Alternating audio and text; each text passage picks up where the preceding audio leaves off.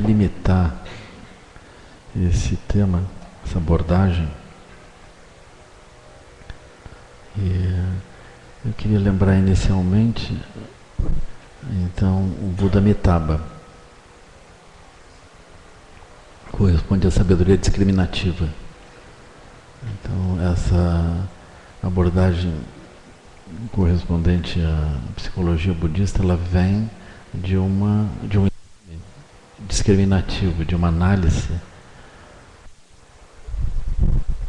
das aparências e como a mente dos seres opera dentro da sua experiência de mundo e das aparências como eles vêm. A gente inclui essas aparências no sentido da própria vida e o sentido da própria identidade, como que os seres se veem a si próprios, né? Sendo isso uma das 5 sabedorias dos 5 Jnana Budas, sabedoria discriminativa, ela naturalmente ela já traz embutido a dimensão Rigpa, a dimensão da realidade Vajra, a dimensão da coemergência, a compreensão da coemergência em tudo que a gente vai trabalhar. E essa sabedoria, por sua vez, ela vem da sabedoria do Buda primordial. Então, o Buda primordial emana as 5 sabedorias, e a sabedoria do Buda primordial é o ponto final de Guru Yoga, é também o ponto final de todos os caminhos, e é essencialmente o silêncio do Buda.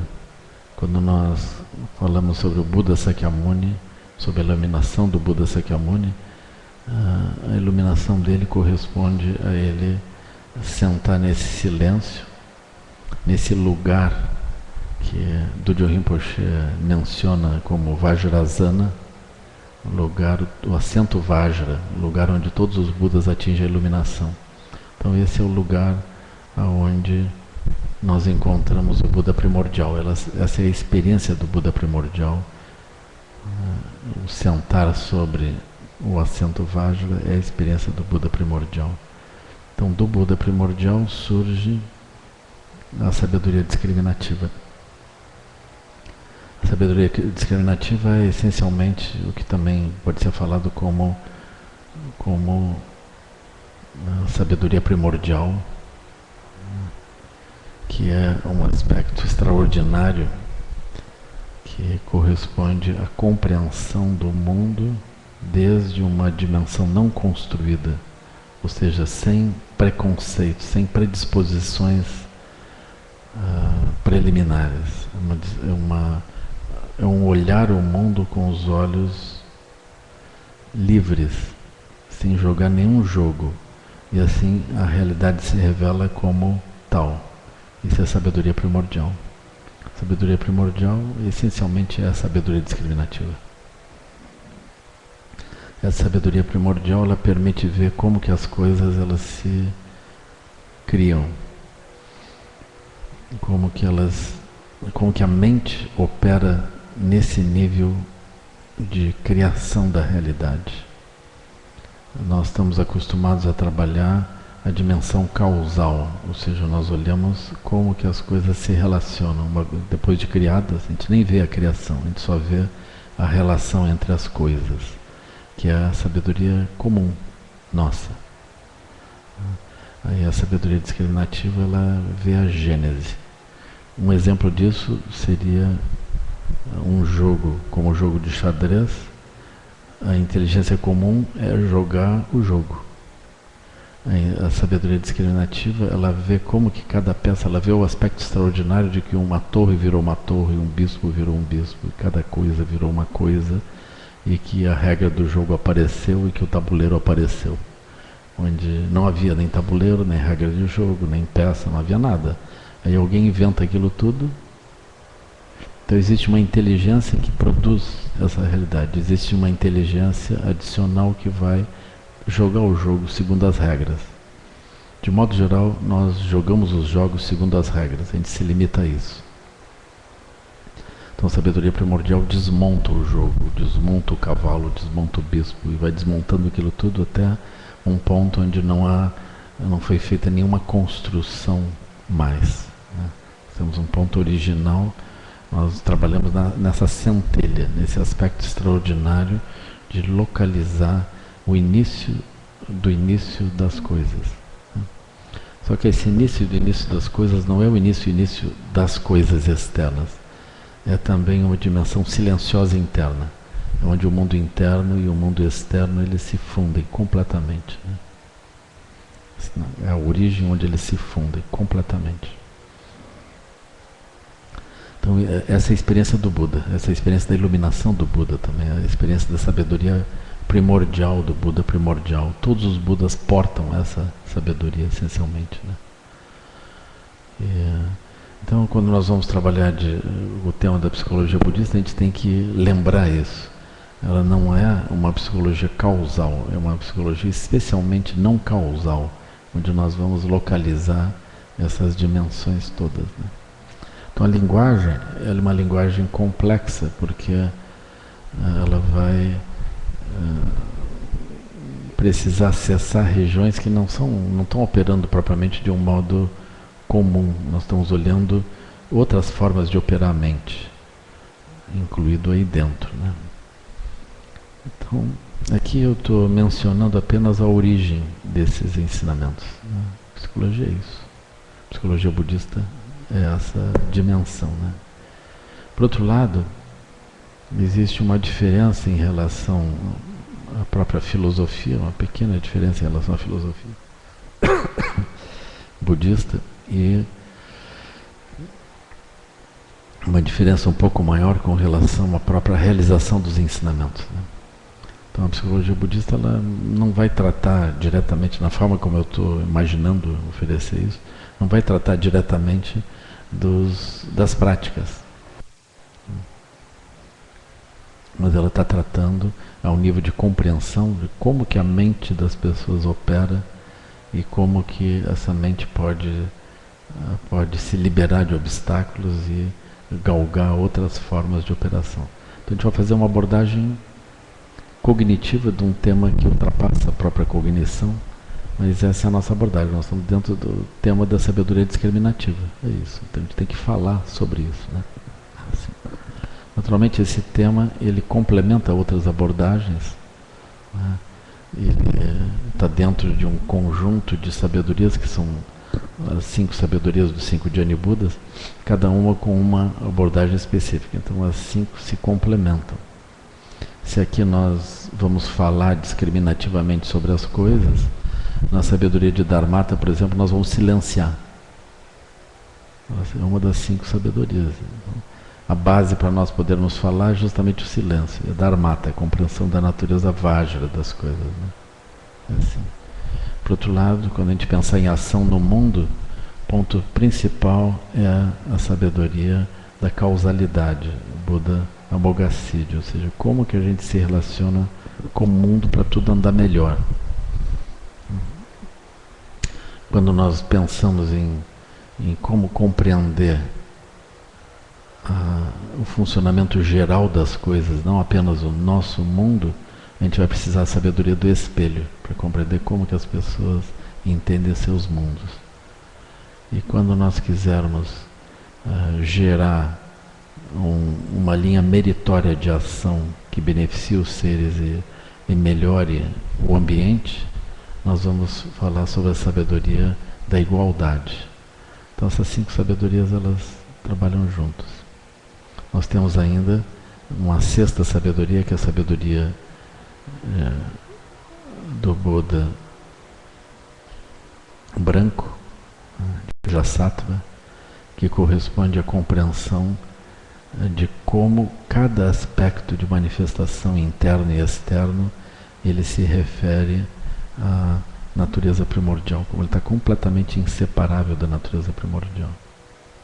Portanto, a contemplação dessa manifestação comum das coisas a partir da manifestação primordial é algo que purifica a aparência. Então essa é a prática de Vajrasattva.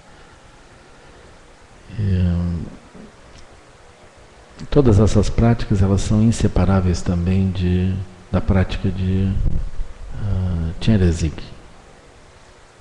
Por quê? Porque essa abordagem, toda abordagem na qual nós nos dirigimos aos seres humanos e buscamos o benefício deles, é motivada por amor e compaixão.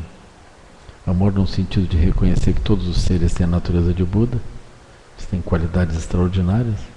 Compaixão no sentido de verdadeiramente se interessar pelos seres de tal modo que os obstáculos deles sejam superados e eles possam manifestar essas qualidades maiores. Então o que nos traz aqui, nos faz nos reunir aqui, é Chenrezig. É essa dimensão protetora. Nós podemos dizer que Chenrezig, ele emana todos os Budas, no sentido dos 1000 braços, né, como nós vemos naquela imagem. Nesse tempo de agora, o voto de Chenrezig de romper o sofrimento dos seres, ele produz sucessivamente os 1000 Budas. Nós estamos no 4º Buda dessa era. A manifestação compassiva do Buda Sakyamuni faz com que os templos sejam construídos, os altares sejam construídos e as pessoas se dediquem a ajudar uns aos outros. Então nós estamos sobre a emanação de Chenrezig, sobre a ação direta de Chenrezig na forma do Buda Sakyamuni. Nós estamos no meio disso. E assim, nós estamos aqui agora olhando o tema da psicologia budista sobre essa proteção, sobre essa irradiação do Buda Sakyamuni e de Chenrezig. É isso que a gente está fazendo aqui.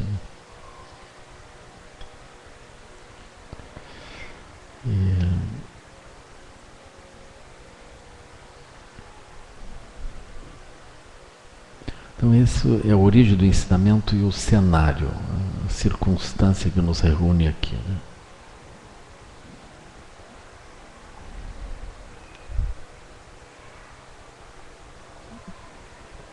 Agora, quando a gente começa o aprofundamento do tema, a gente poderia dizer que há 2 grandes blocos. Um desses blocos é o estudo da nossa complicação, né? Estudo de como que nós estamos e por que a gente manifesta o que manifesta, como que as coisas estão como estão. Esse estudo, ele é feito inicialmente sob o ponto de vista da própria pessoa. Sob o ponto de vista das próprias pessoas no alcance da visão delas. Essa abordagem da psicologia budista, que é o estudo da situação onde os seres estão, dentro do alcance da própria visão dos seres, essa pode ser uma abordagem longa, detalhada e muitas vezes frustrante. Frustrante porque nós terminamos nos defrontando com um mundo que nós não entendemos bem, porque nós temos uma limitação de visão. Nesse momento, a gente nem compreende que tem uma limitação de visão. A gente apenas manifesta uma limitação de visão. Como todas as explicações vêm dentro da perspectiva do que nós podemos alcançar com a nossa visão limitada, então naturalmente nós vamos dizer, os seres nascem, vivem e morrem sem ir a lugar algum.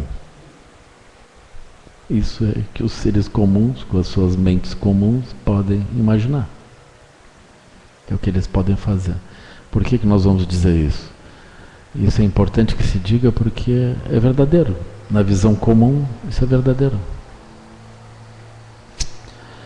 Isso retira, dentro da visão do caminho, isso retira o poder das ilusões. Porque as ilusões simplesmente nos distraem durante esse período, né?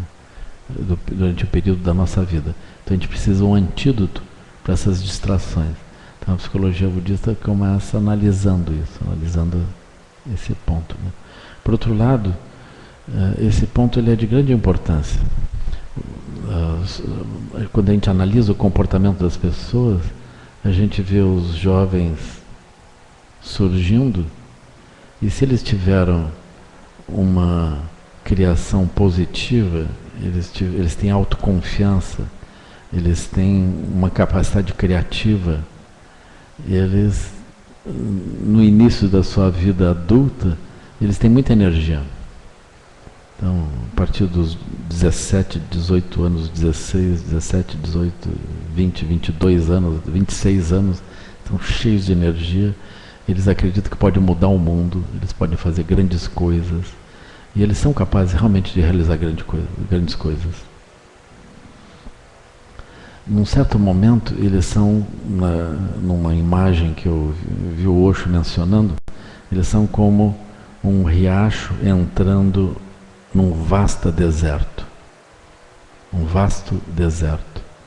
Ou seja, o riacho vai entrando, ele tem força. Mas quando ele fita o deserto, ele sente que ele não vai conseguir atravessar aquilo.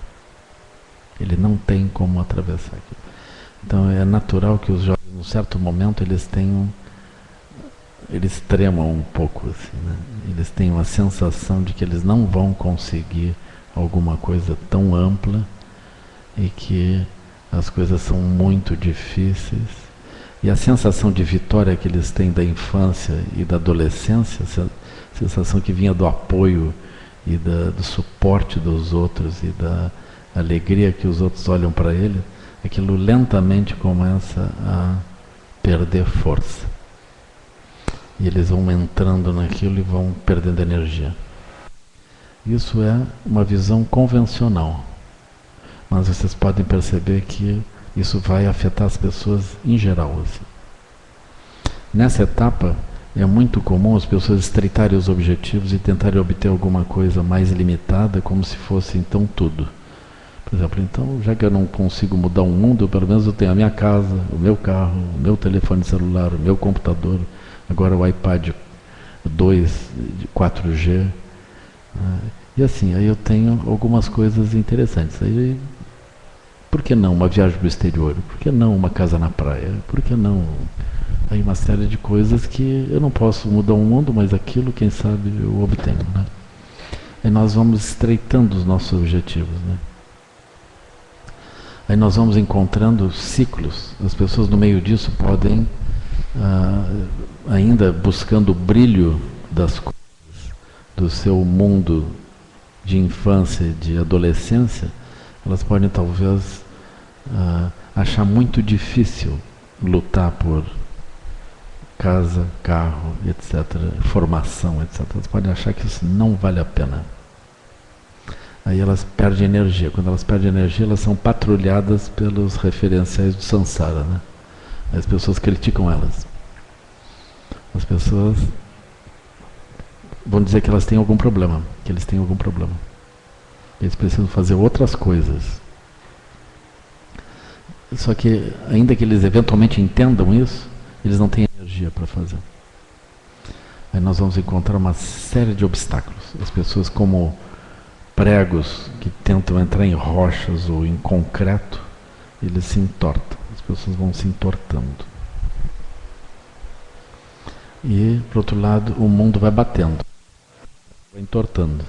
As pessoas vão entortando e surge uma variedade de tentativas de escape e derrotas variadas. Então a gente vai encontrando inevitavelmente isso. Assim, né? Do mesmo modo que as ondas do mar vão moendo as pedras, a vida vai moendo a energia dos jovens. Aquilo vai se entortando tudo. Cada um entorta de um jeito. Tem gente que começa a andar de saia vermelha, rezar. Assim. Esses são os que estão piores. Né?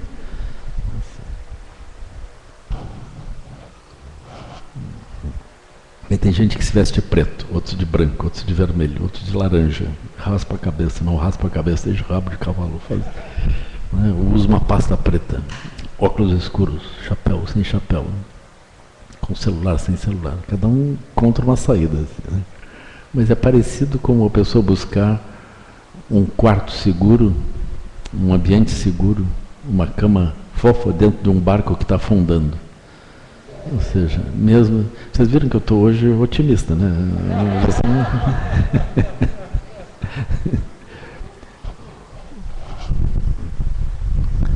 Mas para não deixar assim barco afundando, que é uma coisa muito corriqueira, seria assim um barco que está incendiando de um lado e ao mesmo tempo ele está afundando, né? Seria isso, né? Uma casa em chamas afundando, né? Essa é a visão das nossas vidas. Se a gente tem essa clareza ou não, não importa, porque isso funciona, isso opera sobre nós, vai nos pegando um a um. A gente pode não ter essa clareza, mas isso não quer dizer que a casa não esteja em chamas e o barco não esteja afundando. É assim. Então a gente está nessa circunstância. Agora, espantosamente, a gente pode bater assim de um lado, bater do outro e dizer, não, isso não é assim. O mundo, enfim, é uma coisa séria.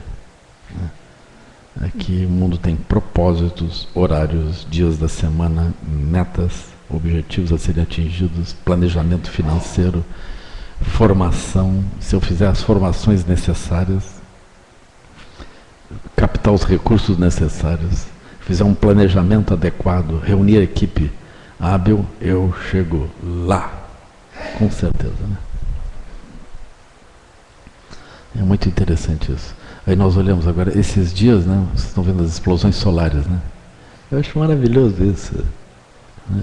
Porque coloca o nosso barco redondo, ele inteiro, né, como um barco, né? Se o sol está de bom humor, as coisas vão de uma certa direção. Se está de mau humor, tem outras coisas que podem acontecer. Eventualmente o sol pode estar de muito mau humor, né? Como se prevê até 21 de dezembro, né? 2012, né? Assim. E aí, então, aí quando nós olhamos isso, a gente vê a nossa fragilidade. A gente não entende o que está acontecendo dentro do Sol, aquilo explode mais ou menos.